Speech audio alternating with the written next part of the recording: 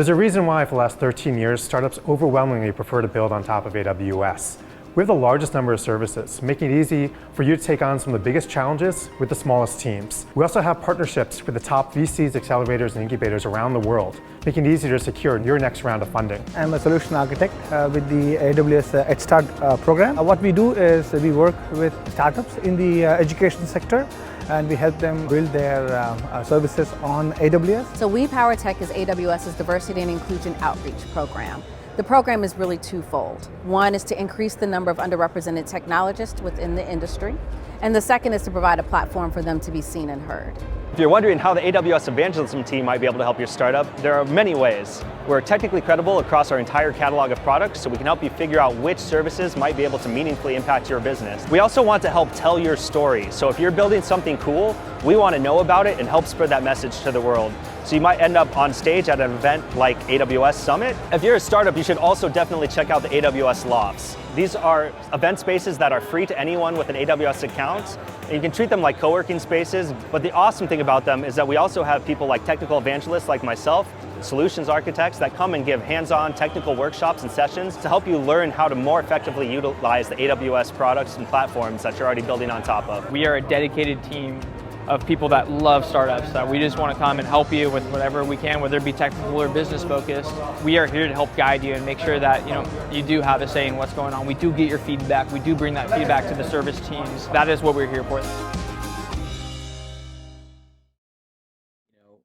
Nobody, 90% of the startups and even entrepreneurs and regular brick and mortar companies, they don't prepare for something like this. Nobody ever does, and 90% of the people don't. And especially millennials, they don't prepare for anything except where they're going to go to dinner the next night and the next party, and but that's the culture, So, but we know better than that because I don't have hair on my head. So most of the venture capitalists that are left here in Silicon Valley, and I mean that are left, don't have hair either, You look at one of the biggest venture capitalists is Mark Andreessen. He's got a better bald head than I have. He's at the top of Sand Hill Road, and there's a reason he's up there because he prepares. He prepared for the first fallout. And that's how he became a venture capitalist, is preparing and keeping your assets. That was a major thing, keeping your assets. And what we're seeing now is this COVID virus compared to all the other bubbles has been more devastating than any bubble we've ever seen. We used to see companies that would be going out of business right now, maybe 7 to 8 a week. We're seeing 10 to 20 a day. Wow. These are not companies that are just trying to not fail. We're getting rid of their assets. They're gone completely. That's employees, companies, and these are companies that raised $1 million, $5 million, $20 million, and just up in smoke and gone. We're going to have an influx of just rentals and empty spaces, and a lot of co-working spaces are going to be empty. No question there. We see that happening. But in every downturn, there's always opportunity. And if you're a young startup, working in this, you're in a good spot because you're already under the gun. So not much else can happen to you because you're still, trying to get there. So you got to use it. What tools are available to you now and pivot? You hear that word a lot, got to pivot. And well, if you don't understand what pivot means, you're going to have a hard time staying in business in these days and ages. Interesting.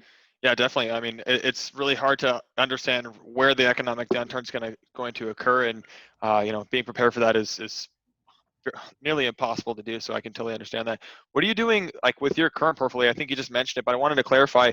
I know there's a lot of VC or just investors out there in general who are, of course, not only slowing down the rate of bringing on new projects, but trying to save their current investments. What's your strategy in that regard? Well, what most of them are doing now is they're cutting and run. They're taking, if they were already investing in a company and they had invested their whole amount, they're not giving the rest of it, and they're not continuing. They're courting their cash, and that's understandably, that's what they do. You know, they're getting rid of assets. If they have other companies they invested in, they're getting rid of them at 10 cents on the dollar. We're getting calls for selling their tables and computers and servers, Right. and that type of thing. So the VCs aren't investing, but what we have seen is that this whole new economy of online, right? All of a sudden, it's really important now. Now we're all online, and we're, Zoom. Look where we're at today. We wouldn't be thinking of Zoom 3 months ago. It would have been even on our mind. But now it's a way of life. So, and people are building businesses out of it. And we've used it, and we use Microsoft, and we use a lot of the other platforms, and us being in AR, that's a big thing because we've been working in that, and teleconferencing and all that has always been a big thing for us. So that is where now the corporations and the world is taking notice. Oh, AR and teleconferencing is now important. So now we're building those economies, pivoting more towards that. Enterprise is very heavy. Enterprise applications are very important now, not so much consumer. So a lot of companies are now pivoting to enterprise. That means business company programs and applications, because now corporations and companies want to be more engaged. So there's more opportunities there. The consumer industry is kind of completely disappeared, except for entertainment. Entertainment is huge because consumers have to be entertained at home now at the shelter in place, which we're a big entertainment company. We work on that end. We have one of our other companies, Latin Live, which is a big Latino entertainment site and provider of content. Just made a deal with Live Nation. So doing some online concerts, those types of things. So you got to pivot, and we're dealing with marketing. Marketing companies have to change now because now they have to do, even for the grocery stores. Grocery stores have seen a 80% drop in business, but they still have to advertise in some way to get product out. Deliveries, there's just not enough for delivery out there. They got to figure that out. So it's a new world. There are opportunities. I know that I heard, or I guess read recently regarding the marketing world that Facebook or social media advertising is down 80%. Like the cost to advertise right now is extremely low relative to the strong market. And then I heard television advertising is at a 50% cost than it was prior to the crash. So a lot of companies are reshifting or like you said, pivoting their marketing expense and their efforts to go to television because it's cheaper than it's ever been before relative to pre-COVID. So really interesting there. That is true. And then the biggest mark of all, and the biggest market warning was Google lost 50% of their advertising revenue. And that is a huge number because that represents around the globe. Right. Around the globe. And that's beside what Facebook and the rest of them lost. But what that tells you is that advertising money hasn't disappeared. It's still there. But it's got to be put somewhere else because those advertising models don't work anymore. Now it's digital. Now we got to use, we're back to ground and, as we say, guerrilla advertising again. Right. You're going to see all these little influencers now are going to start spiking. You're going to see all these little spaces here and there. This is the best time for the little guy to build a niche market better than any time you ever had, because it's like this. All the big gorillas are knocked down right now. Right. So it's your time as a small startup, a small anything, to get rolling. I'll give you a perfect example. My partner, Greta Campbell, she's online here somewhere tonight. She's a partner at Dave Martinez Martinez Ventures, and she has a makeup company called mybravobox.com. And right now, it's a subscription makeup box for Latinas.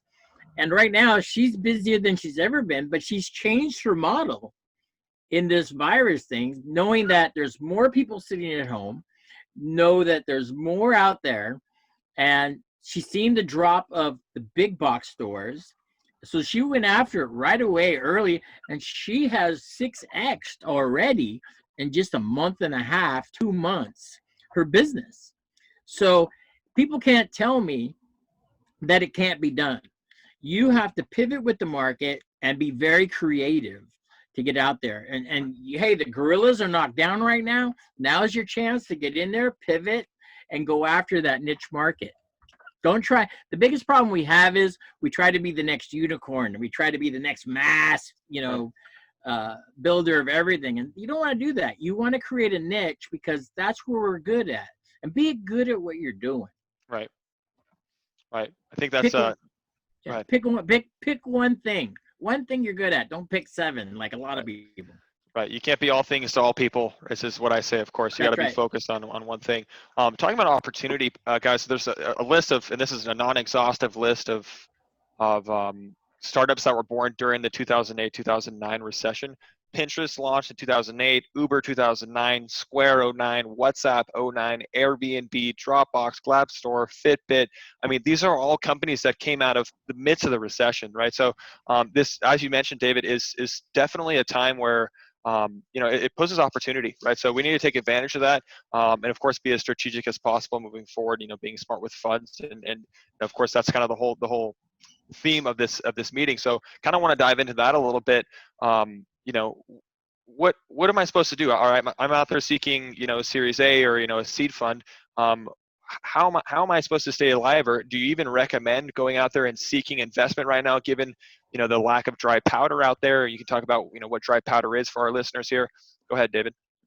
Well, I'll give you a perfect example. People come to Silicon Valley, and we see it all the time. I see it. I mean, I can't tell you how many pitch decks I get a day, how many people show up at my office just unannounced.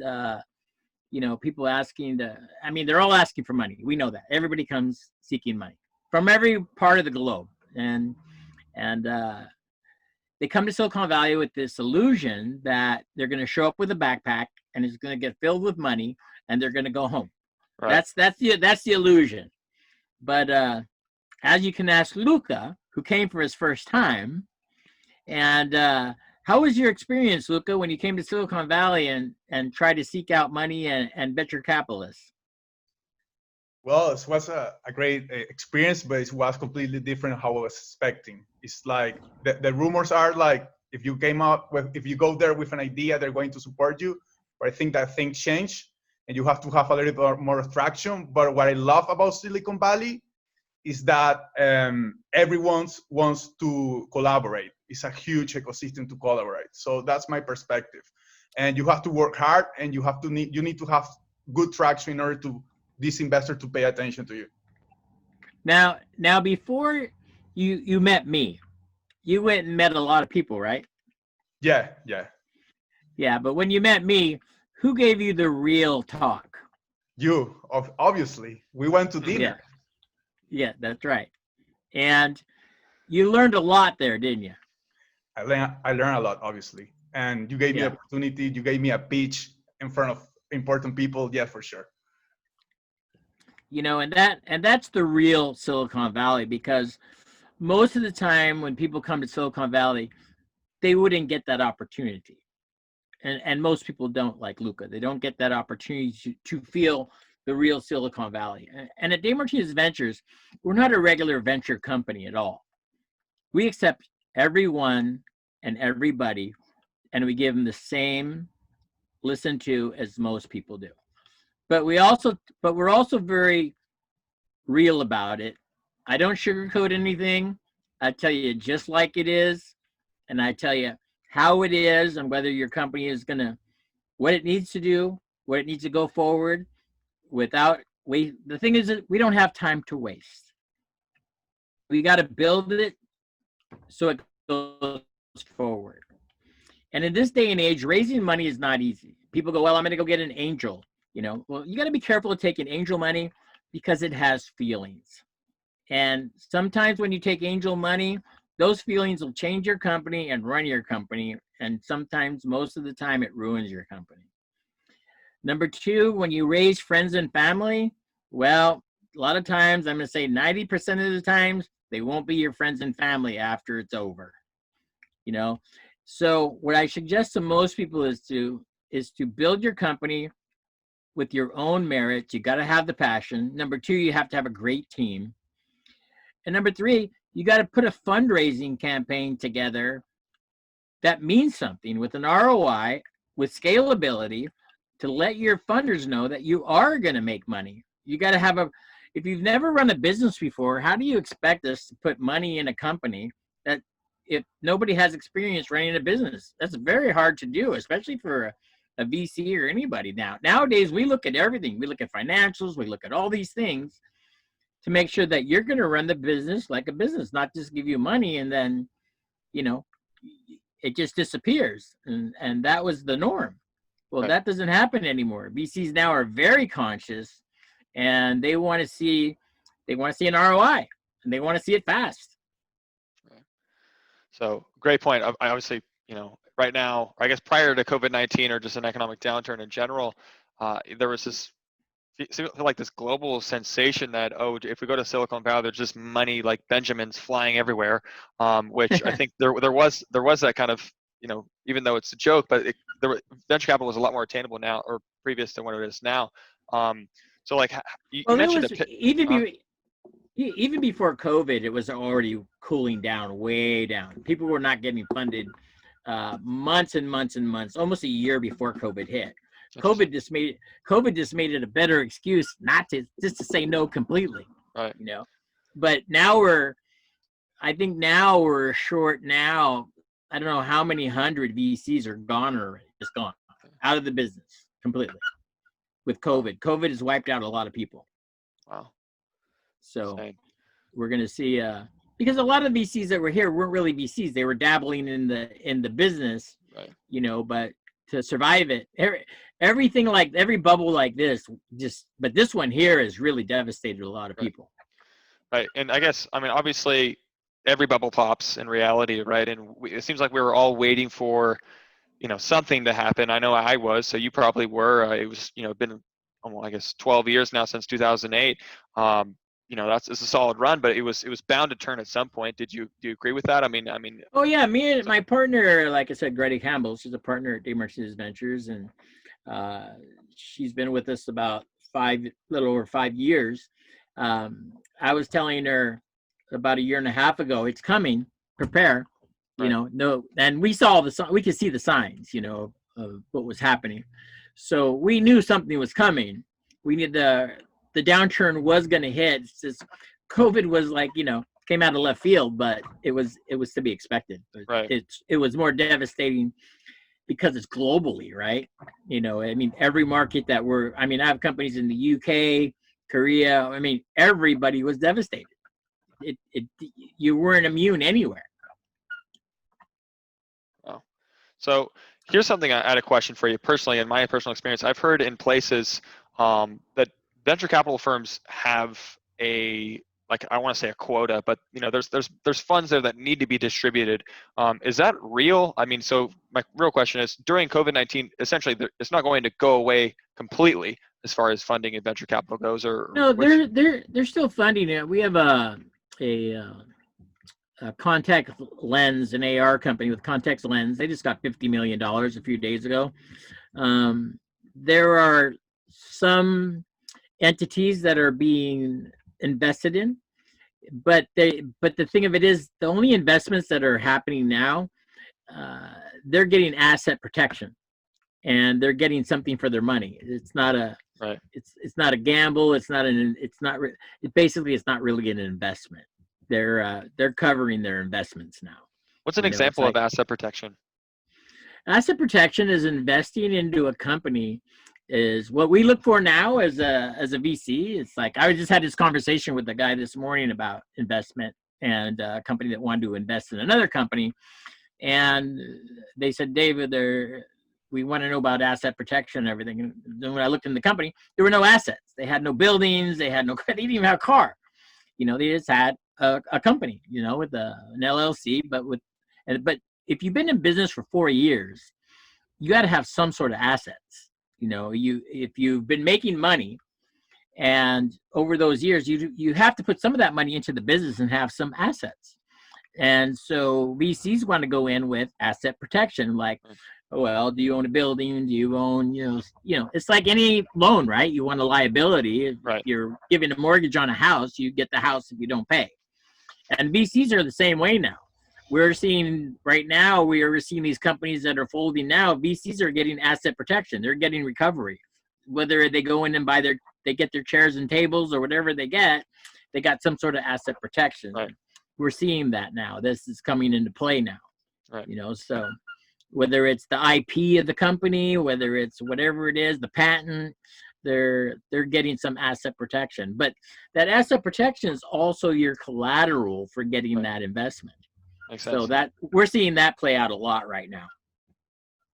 Interesting. So I guess, what about for a company, an early stage company who doesn't have 4.5 years of revenue and has very little assets? Like, what can they do to, we talked about pivoting previously, but what can they do to appear more attractive to an investor if they don't have something like assets to act as collateral? Well, that's a good question, and that's something that's a niche market basically, and that's what we do. Because here's the problem. Luca comes with Prosper points to the Bay Area, but nobody knows who Luca is. Nobody knows him. And I'll give Luca, I'm using Luca as an example, not because of this or anything else, is that Luca is very persistent. This guy goes out on LinkedIn and just bombards everyone. Okay. I mean, he must have sent out hundreds of messages. Is that right, Luca? That's right. That's right. I learned that from Justin. I was going to say, thanks, Luca. Okay. So you went out and you sent out hundreds. I don't know how, you probably sent 100, 200 messages? Yeah, like 20 in LinkedIn, like 100 emails. Yeah. I'm exaggerating. So, yes, it's a lot. And that's like a lottery, right? It's like a lottery. And maybe you're going to get a response, but it's like in Silicon Valley. I tell everybody to prepare a 1-minute pitch, or as we say, the elevator pitch, because you might be in the elevator with a Tim Draper or Jurvetson or Elon or somebody. In Silicon Valley, you have pretty good luck of running into one of these big VCs. You have pretty good luck. So it's best to have that 1-minute pitch ready to roll and rock it. And that's what Luca kind of did, because he was persistent. He just kept coming and coming. Finally, I gave him the time of day. I said, okay, I'm gonna listen to him. And I liked what he had. I liked his tenacity.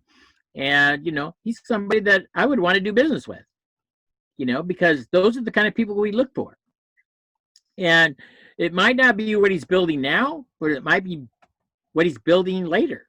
It might be, he might pivot and do something else, but I want to keep track of that. I want to keep track of that because that has a value. Right. So we look at that and we look at a lot of things, but basically the little guy has a chance. And what I'm trying to say is that Luca's connected to us at Dave Martinez Ventures. So there will be more opportunities for him and you too, Justin, as we've had talks already. I had you guys on the Corona battle, Right. so that's already, I got you in there. Thank you. So in Silicon Valley, it's not just about you having a great company. You got to know somebody. Right. Relationships. If you don't know anybody and don't have a relationship, you got to remember 3,000 startups a month come here. And 3,000 every month. Oh, that's weird. Somebody tried to control my camera. Uh-oh. Yeah. One of those Silicon Valley startups. That's right.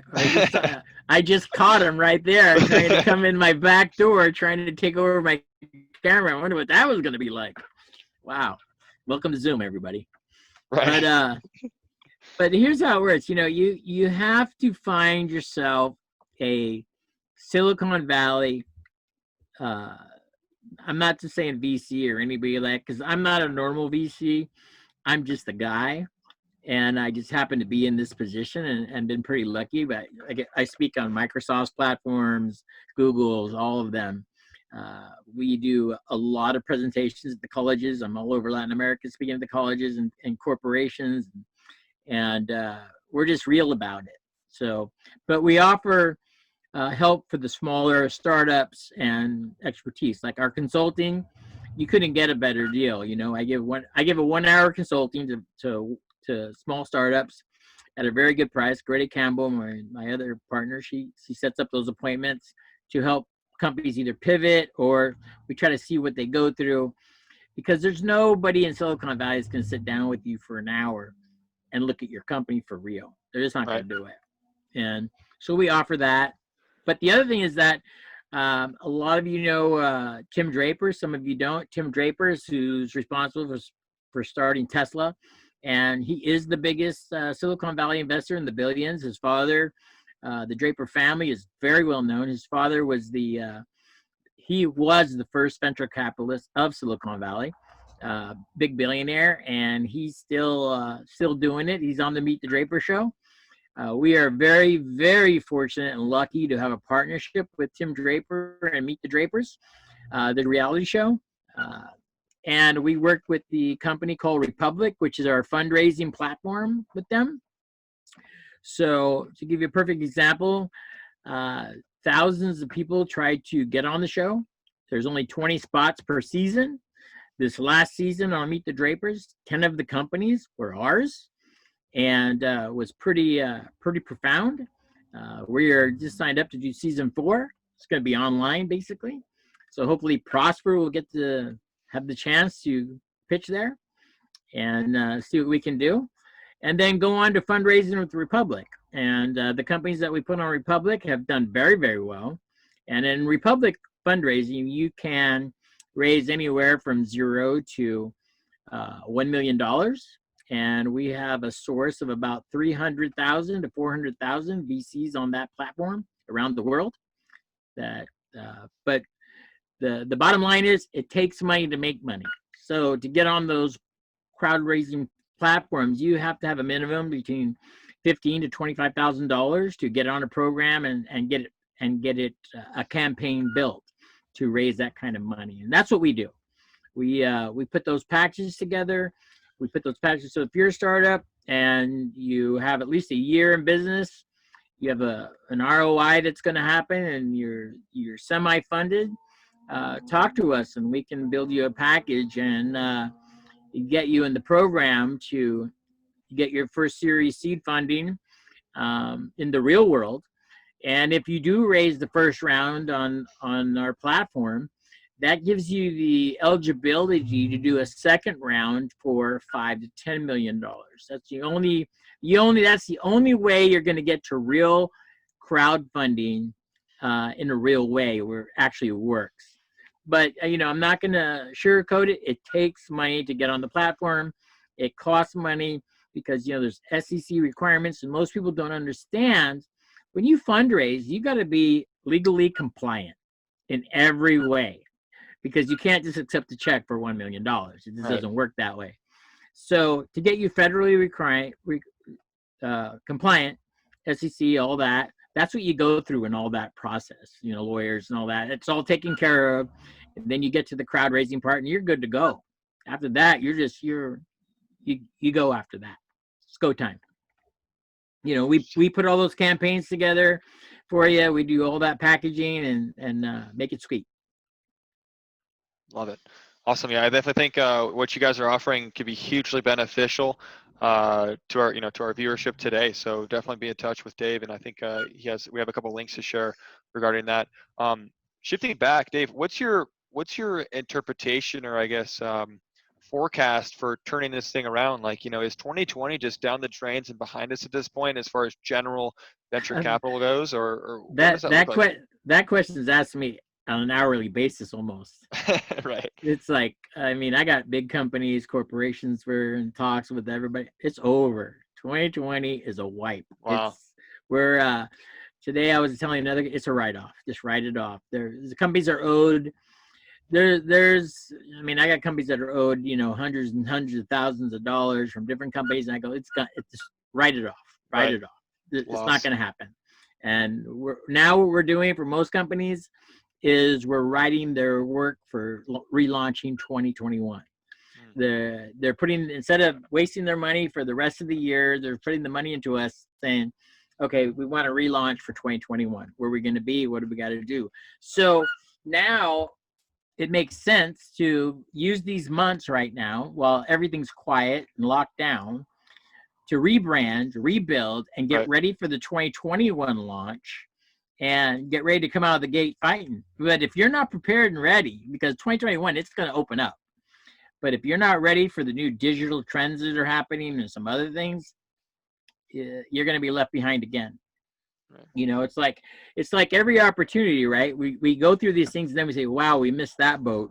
Man, I should have bought all these face masks before this happened. You know, Right. that's kind of the, you know, that's kind of what's going to happen in 2021. There's going to be millions of people, because millions of people have been let go and they're just sitting home, you know, sheltering in place and spending all their money on cooking foods, you know, instead of I've got to prepare for relaunch, you know. And if they don't get with a company like ours or somebody else, it's not going to happen for them, because there are people right now that are working behind the scenes that are looking at this opportunity as a great opportunity, because there's millions and millions of advertising dollars that are sitting out there that don't know where to go. And there's also corporations that don't know which way to go, because they've had to let go of everyone. They've let go of marketing departments, you name it, this department, that department. Thousands and thousands of people, or actually millions, have been let go. So they're all running around in circles while, you know, the startups here, we haven't ran anywhere. We're still here, Right. you know, but we're taking up the slack. Interesting. What would you tell, I mean, obviously it's hard to tell an entrepreneur in an early stage startup to hold their breath until 2021, right? So we talked about pivots and that sort of thing. What are some indicators, perhaps maybe the public markets, and are the public markets a clear representation of the private equity market as well? Or what's kind of something I could be watching? Never look at the public market. If you look at that, you're going to be down the rabbit hole. There you go. You know? That's just the way it is. You know, you look at your corporations; they're not flinching. They're not going anywhere. Your McDonald's drive-through is still open. You know, as long as your McDonald's drive-through is still open, your country's good to go. They're still serving beer and wine. Last I checked. You know, so, and you're still lining up at the store to buy your Starbucks coffee. So, you know, don't fall for that. You know, if you're not repackaging and rebranding and taking your dollars you've got now and building a better mousetrap, you're going to get caught in the mousetrap. You know, so that's just how we do it. You know, get yourself. Here's the biggest problem with most startups: they don't have mentors. They just don't have the mentors that have been in business, that have been in brick and mortar, that have done all that. You know, it's like there are a lot of great mentors around the world. They're great. But I'm going to say almost 70 to 80% of the mentors out there never owned a business. Right. They have never been through a downturn. I've been through 3. I can't tell you how many different businesses, from manufacturing to this and that. And it's not because I'm good at what I do. I've just been in business and had the experience. I've seen companies and had companies that failed. I've had companies that won. You have it across the board. If you've never failed, then guess what, people? You have no experience. And that's just the way it is, because you'll know when you do that, you won't do that again. Right. And if you do, well, then there's always that saying, 3 strikes and you're out. Right. You know? And there's a reason they say that, you know. But the thing of it is that you got to remember something, is that you're only one person. That's me. But the thing of it is, I can't do it all myself. You got to realize that as one person, you cannot do. Sometimes we think we know everything. We can't do it.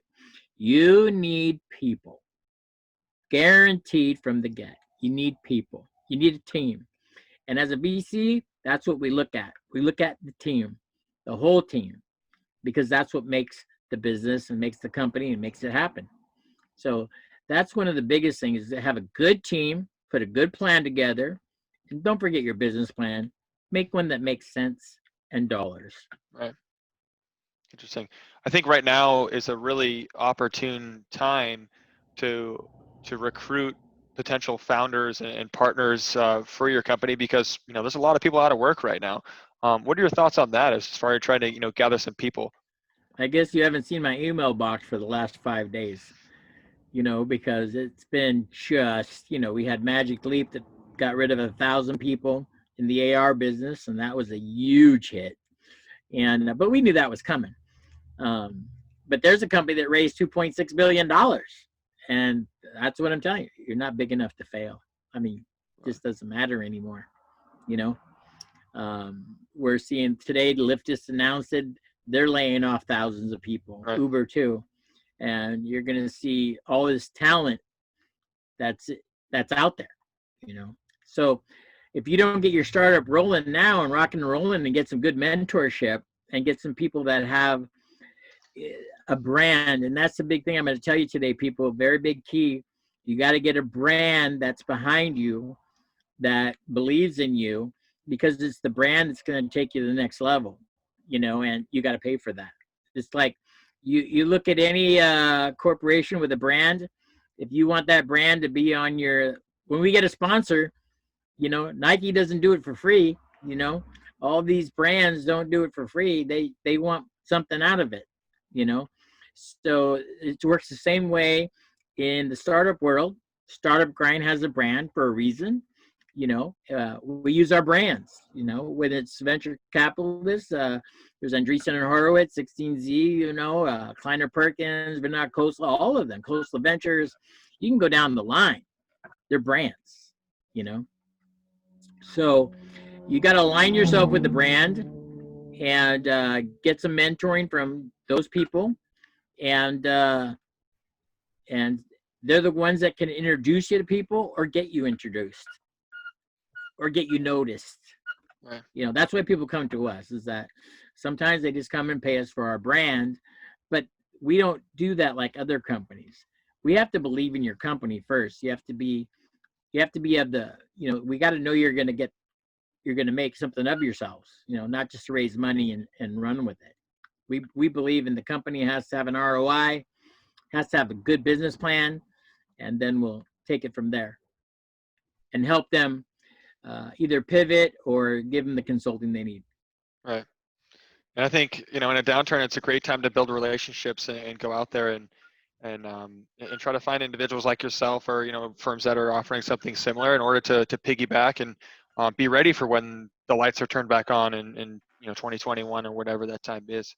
Well, it was like the good old days. You had Y Combinator, and you had 500 Startups, Singularity, but those Draper University, all those. But that was 8 years ago, 9 years ago. Now we don't hear much out of those places anymore, and now they're pretty much turning into co-working spaces, trying to get going again.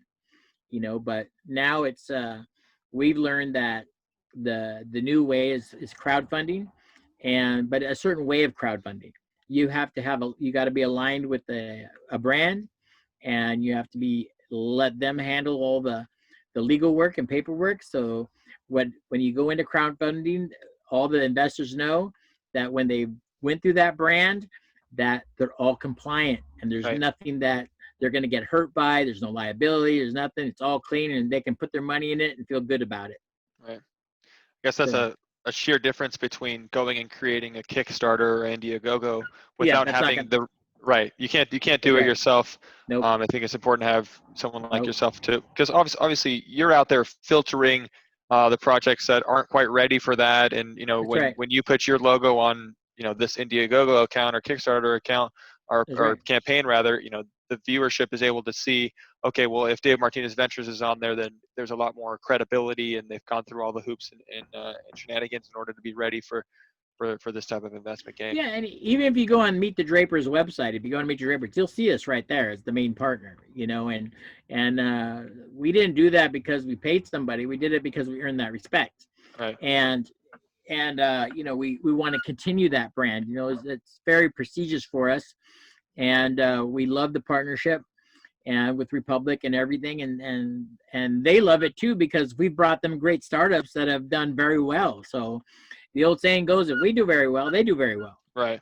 And that means the startup's doing very well, because we only get a small percentage of it, where the startup gets the majority of So they're off and running, and that's a great thing, So that's what you can do. But it's to get compliant. It does cost money. There's no question about it. You got lawyers involved and all that, like I said, but it's worth every dollar. Right. Because it makes you compliant as a company, and you have to be. Right. Yeah, I mean, I think there's a lot more complexity in raising money than a lot of entrepreneurs think. People that have no idea, you cannot just accept money. It doesn't work that way. Well, that's a problem when someone wants to hand you a check for $1 million and you can't cash it. Right. Which what would you do if you actually got to that point and say, oh wait, it's all a waste of time. I can't do this. You're gonna find out right then you can't take it. Right. And then you break the relationship, right? Yeah. And they're gonna say, wow, you weren't prepared. What kind of company is that? Doesn't work that way. So how, as a startup, how would I get involved with Dave Martinez Ventures and the Tim Draper and Meet the Drapers? How do I go about doing that? The first thing is that the easiest way is going to do it. Grady Campbell is going to give me a link to put on here for you guys, and it's going to be for a 1-hour consulting. And what I suggest is just go for the 1-hour consulting and let us be the judge there, instead of wasting a lot of time and extra money applying and all these things. You can apply for Meet The Drapers if you want. We'll go through those with our team. But the 1-hour consulting will kind of tell us what you need to prepare for in an hour with Dave Martinez. And that's me personally, not a team member or anything else. I will handle it personally in 1-hour blocks. And I'll pretty much pick apart what you're doing. So, hey, Luca, are you there? Yeah, I'm here. Tell me. Can you look on there? I think Grady is online. Yeah, she already add your link so they can set up. Okay, so you got it already?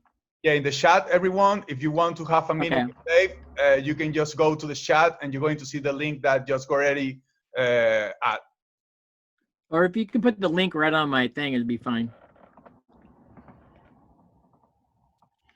You can go to the link and book time, and that's the best deal you're going to get, and probably the most valuable of your life, I'm going to say, because I'm pretty brutally honest. And the thing about us is that I'm not going to waste your time, nor are you going to waste yours.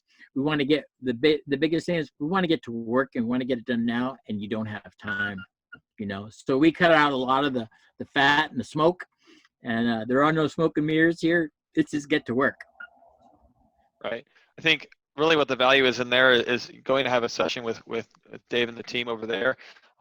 Will be a serious reality check, I think, as it was for Luca and I in Silicon Valley. It's like, we think we have this, awesome value proposition, and we're going to acquire all this interest and stuff like that.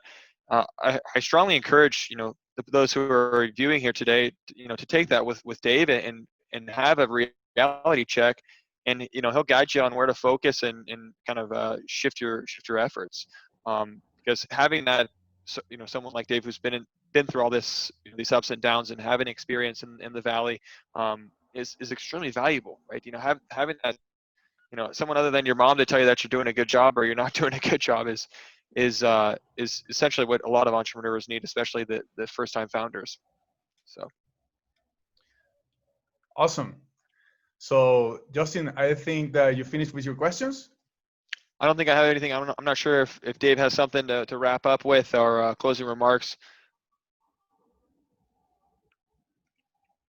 No. Well, yeah, I do. I got a lot to say. What are you talking about? No, we have some Q&A, David. I don't know if you want to start speak what you have to speak, and then we will just go to the Q&A with the audience. Okay. Okay, great. Nice. Sounds great. I just want to thank everyone for attending today, and it's been a very these webinars and this time has been a very interesting experience. I've been doing webinars for a while now, and they've been I gotta say they've been great because the personal interaction has been fabulous, and we've been able to reach actually a lot of other people that we wouldn't reach at our regular pitch events. And we can't wait till those days come back, but I think we're going to continue on the webinar track after this. I think it's going to still go. I think we're investing in some other platforms, and we'll see where it takes us all. But like I said, if any of you need anything or consulting or anything like that, get a hold of us, and we're only here to help. And also, there's my partner, Grady Campbell. She'll be able to help you also.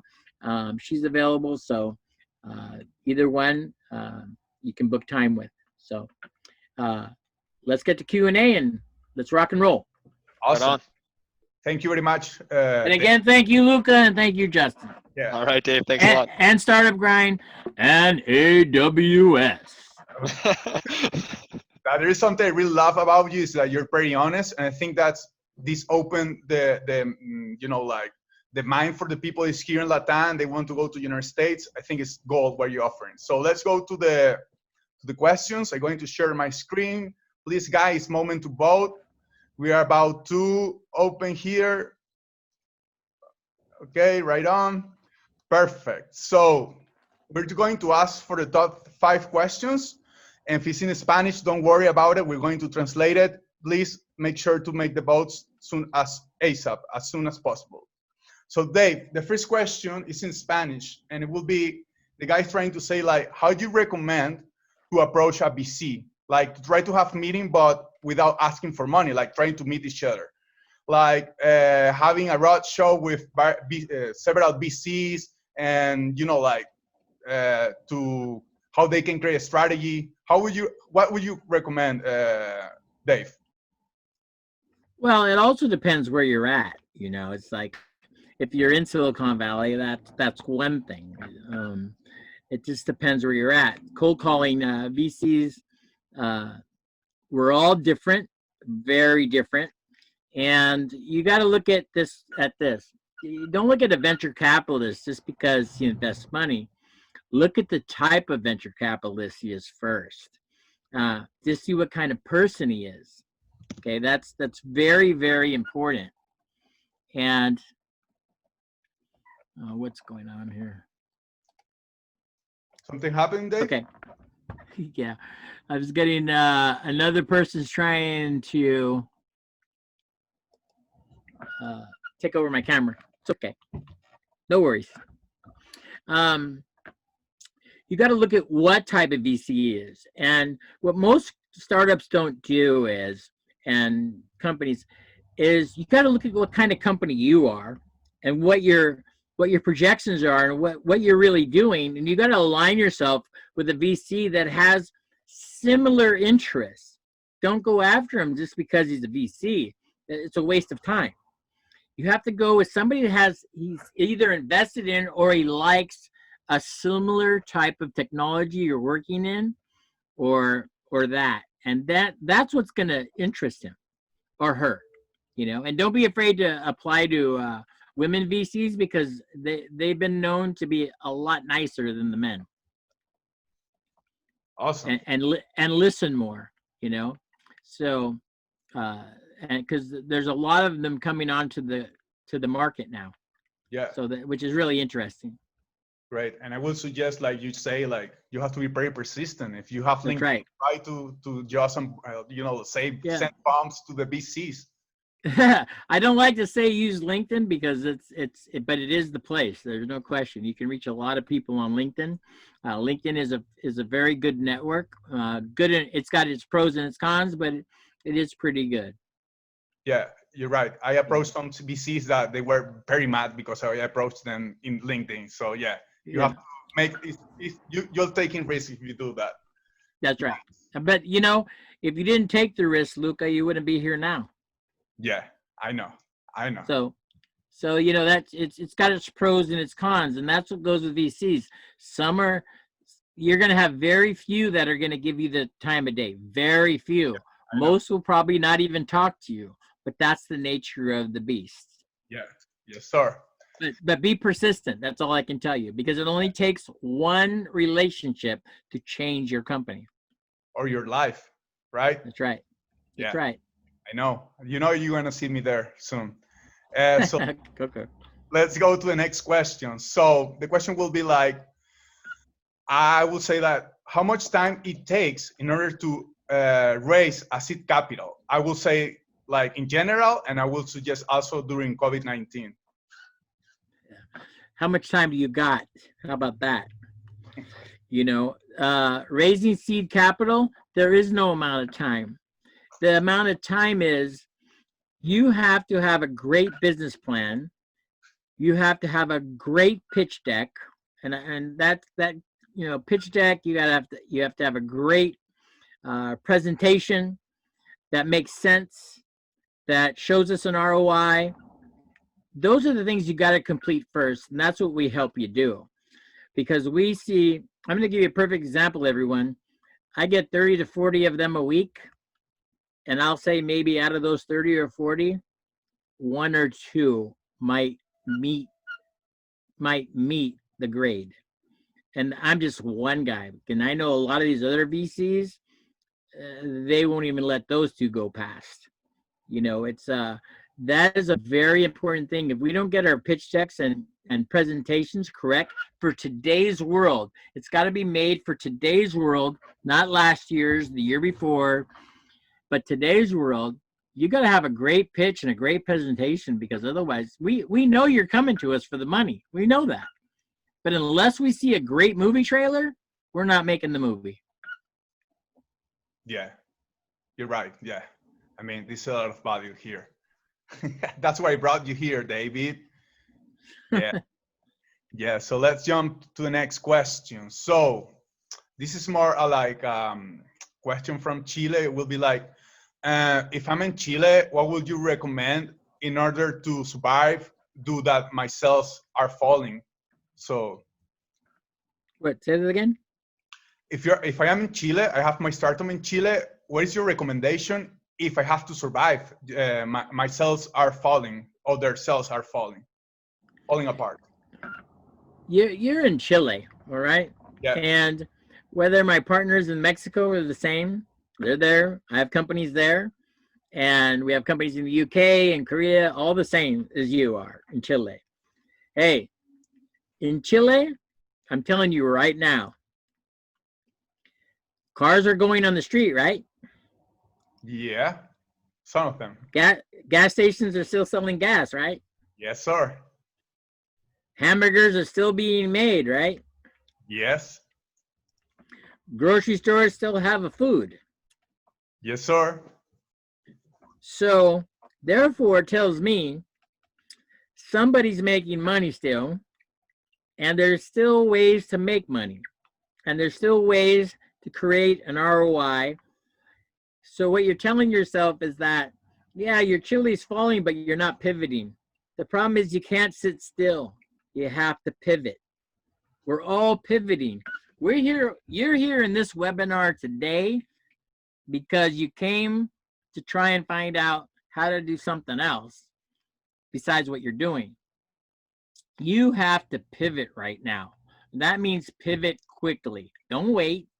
Got to pivot, because the world has changed. If you haven't noticed, in the last month and a half, the world has changed, and it's going to change. We are coming out of this a whole new world. We got theaters are going to have temperature gauges. Restaurants are going to have thermometers and temperature systems to put in before we walk in. All new shields are going to have to be made for everything, for cash registers, for people that work in these industries are now going to have new ways to stand behind counters, and everything's going to be redesigned. Somebody's got to do all that work. And those are called third-party companies, which haven't been designed yet. And those are just a few on my head right now that we're working on, but it's across the gamut. Busing is going to change. Subways are going to change. Airplanes, everything is going to change because of this. So pivot and recognize the opportunity. When you go get a new hamburger, when you go get a hamburger now at McDonald's, they're wearing a mask, aren't they? Nice. Some places you go to, they got a new window up. You can't even see the person anymore. Yeah. Somebody got paid to put all that in. Yeah, you're right. So you got to pivot. Nice. Don't wait. Yes, sir. Let's go to the next question. Will be like, sorry, if I am making my first step into Silicon Valley, which could be the guideline to approach to an investor partner? I think that you already spoke about it, but let's go deep a little bit more in that. Well, if you're coming to Silicon Valley to meet an investor, before that even happens, you better make sure you have a great media pitch deck, presentation, all these things before you even come. Pay for some consulting first with somebody, a mentor, somebody like ourselves or somebody else, doesn't have to be me. And then tell them what you think before you step in here to see if it's presentable or not for Silicon Valley. Silicon Valley has a lot of different ideologies, and like I said, some people come here thinking one thing, but then when they come here, they find out the answer is going to be no, and the door will be closed most of the time because you don't have a relationship when you get here. Yeah, that's very true. I would suggest, like, obviously you're here, that they should approach you. It's a great part. You send a link. And also I did it with Startup Grind. I went to a global event with Startup Grind in Silicon Valley.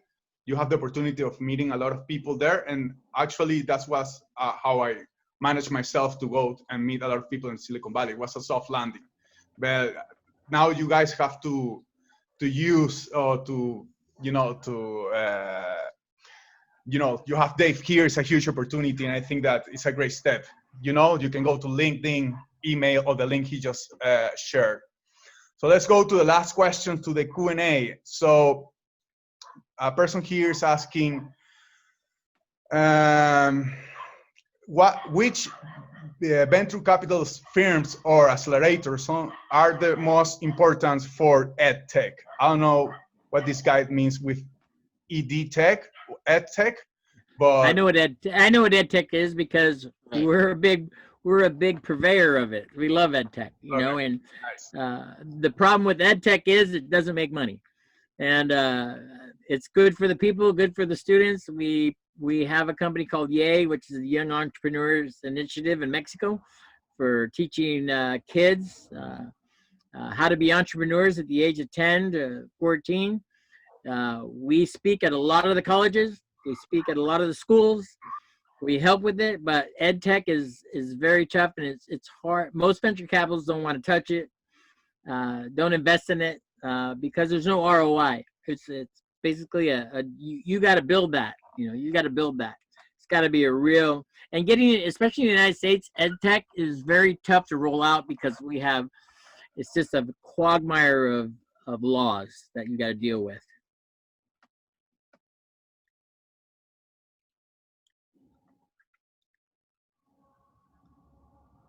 Did you get that? You're muted, Luca. I'm sorry, there is a noise behind me. So I want to ask that besides EdTech, there is some VC firms and accelerators that you will recommend. I know the best accelerator, the best VC firm so far here is Dave Martinez Ventures, obviously, but there is other ones that you want to recommend, or do you want to? Well, I'll tell you this, as far as ed tech goes, I got to say this, YAY, which is YEII, YEII.org is our website. They were actually on Meet The Drapers and are raising funds now. Mm-hmm. So we did get an ed tech into Silicon Valley from Mexico. So that's the first one. So don't count them out. Send us your deck presentation. Be glad to take a look at it on the link. And that's all we can go from there. Awesome. Let's go to the last question. There's a great question that I saw here. It's a lot about female founders. I think it's a great question so far. The question is, what will be the best strategy for a female founder or for female founders to get some VC funding, considering how small is the percentage of money invested in startups founded by a woman? Well, that's a pretty loaded question. And I'm going to tell you this because in Silicon Valley, since I've been growing up here, female workers, founders have had a very hard time through most of that history.